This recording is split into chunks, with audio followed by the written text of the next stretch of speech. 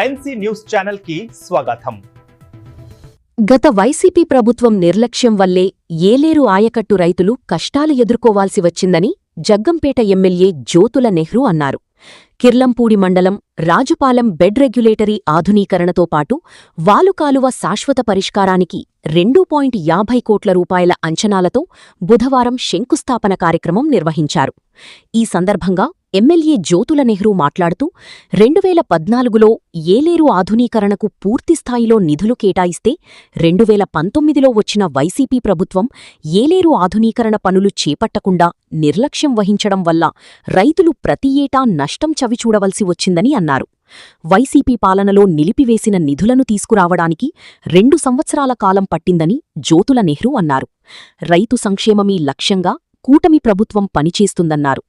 దీనిలో భాగంగాని Rajupalem bed regulatory వద్ద శాశ్వత పరిష్కారానికి శ్రీకారం చుట్టడం జరిగిందన్నారు. ఈ కార్యక్రమంలో Yeleru project committee chairman Baswa Veerababu, MPP Thota Ravi, Veeravaram, Kirlampudi society అధ్యక్షులు తోటగాంధీ, కుర్ల చినబాబు, మండల తెలుగుదేశం పార్టీ అధ్యక్షులు వీరంరెడ్డి కాశీబాబు, టీడీపీ నాయకులు చదరం చంటిబాబు, తూము కుమార్, జ్యోతుల రాంబాబు, గంధం ఈశ్వరరావు, గొడే దొరబాబు, నీలం శ్రీను, తూముశ్రీ రామమూర్తి, అనుకుల శ్రీకాంత్, గౌతు చిన్న, పాటంశెట్టి మురళీకృష్ణ, మంచికంటి శ్రీను, జంపన రవివర్మ, సూతి శ్రీను, గండి కాశీ, కందా సత్యానందం, కాంట్రాక్టర్ రవీంద్ర, ఏలేరు ఆధునీకరణ ఫస్ట్ ఫేజ్లో ఏదైతే గత తెలుగుదేశం ప్రభుత్వం 2014-19 5 ఇయర్స్ టైంలో నిధులు మంజూరు చేసి కొన్ని పనులు చేసిందో ఆ పనుల్లోనే ఇప్పుడు ఈ వాలుగాలవ పని కూడా ఉన్నటువంటి పరిస్థితి. అయితే గత ప్రభుత్వం దీన్ని ఎక్కడా పట్టించుకోకుండా ఏలేరు ఆధునీకరణ అన్నదాన్నే పక్కకు పెట్టేసి ఇటువంటి ఇంపార్టెంట్ వర్క్స్ కూడా పట్టించుకున్నటువంటి పరిస్థితుల్లో బిఫోర్ లాస్ట్ ఇయర్ మనం తీవ్రంగా నష్టపోయాం. గళ్ళు పడ్డం వల్ల మళ్ళీ దాన్ని చంద్రబాబు నాయుడు గారు కూడా ఇక్కడికి వచ్చి ప్రత్యక్షంగా ఇవన్నీ చూసి ఏలేరు ఆధునీకరణ ఫస్ట్ ఫేజ్లో ఏ వర్క్స్ ఇంపార్టెంట్ అయినటువంటి వర్క్స్ ఉన్నాయి వాటిని అన్నింటినీ ఐడెంటిఫై చేయండి అని చెప్పేసి ఇరిగేషన్ మంత్రికి ఆదేశాలు ఇవ్వడం, తద్వారా దాని మీద ప్రత్యేక ఆహ్వానితుడిగా కూడా నన్ను కూడా పిలవడం, ఇరిగేషన్ డిపార్ట్మెంటు కూర్చొని దీని మీద ఉన్నటువంటి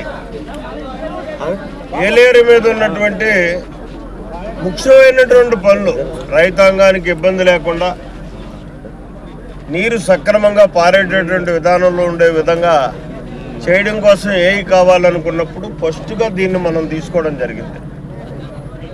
2,50,00,000 రూపాయలు ఈవేళ మొత్తాన్ని ఇక్కడ ఖర్చు పెట్టి వాలుకాలువకు ఉన్నటువంటి బెడ్ రెగ్యులేటర్ని మళ్ళీ నూతనంగా నిర్మాణం చేయడం కానీ, అదే లేకుండా ఇక్కడ ముక్కలు రెగ్యులేటర్ని కొత్తగా నిర్మాణం చేయడం, అటు ఇటు కూడా బండ్స్ స్ట్రెంగ్తన్ చేయడం, ఇవన్నిటికీ కలిసి 2,50,00,000 రూపాయలు ఖర్చు పెట్టడం జరుగుతుంది.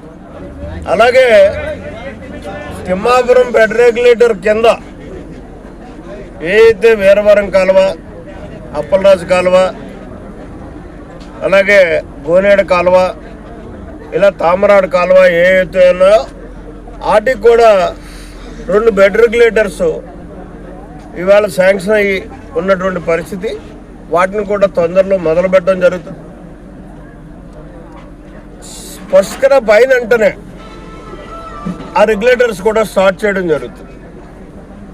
దానికి ఆల్టర్నేటివ్గా నీరు పంపుతూ రెగ్యులేటర్లాగా కన్స్ట్రక్ట్ ఇక్కడ ఎలాగైతే ఇప్పుడు చేస్తున్నామో అదే రకంగా దాన్ని కూడా చేసేటటువంటి పరిస్థితి ఉంటుంది. ఇది చిత్తశుద్ధితో రైతాంగాన్ని పరిరక్షించాలనేటటువంటి ఆలోచన ఉన్నటువంటి ప్రభుత్వంగా చేసే కార్యక్రమాలుగా మనం గుర్తించుకోవాలి. ఎందుకు నేను ఈ మాట అంటున్నానంటే మీరు అందరికీ అనుభవం ఉంది.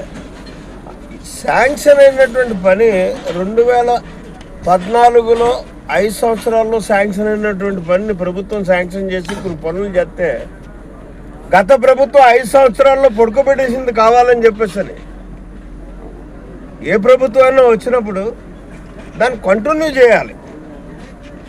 కేవలం అది కక్ష సాధింపు అనాలా, రైతాంగానికి అవసరం లేదనుకోవాలా? మరి వాళ్ళు పెద్ద కవర్లు చెప్పేవాళ్ళు కూడా దీని మీద సమాధానం చెప్పాల్సినటువంటి అవసరం ఉంది.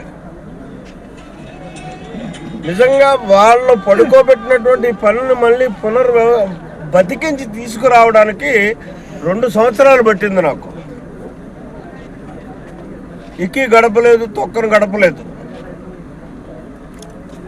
ఇక్కడ జేఈ గారి దగ్గర నుంచి, డిఈ గారి దగ్గర నుంచి, ఈఈ గారి దగ్గర నుంచి ఈఎన్సీ దాకా కూడా ఒకటే నేను కోరేది ఏంటంటే డిపార్ట్మెంట్ని కానీ కాంట్రాక్టర్ గారిని కానీ క్వాలిటీ ఎక్కడా మీరు రాజీ పడద్దు. ఇక్కడ దయించి ఎస్టిమేట్ ఎక్కువైనా మనం తెచ్చుకోవడానికి ప్రయత్నం చేద్దాం తప్పించి క్వాలిటీ దగ్గర మాత్రం రాజీ పడద్దు. ఎందుకంటే ఇక్కడ ప్రెజర్ ఎక్కువ ఉంటుంది. ఆ ప్రెజర్ని తట్టుకోవాలనుకుంటే ఇప్పుడు మీకు ఉన్నటువంటి డిజైన్ కంటే కూడా మీరు ఇంకా ఎక్కువ దృష్టి పెట్టి డిజైన్ని ఇంకా బలంగా చేయగలిగితేనే ఆ ప్రెజర్ని మనం తట్టుకోగలుగుతాం.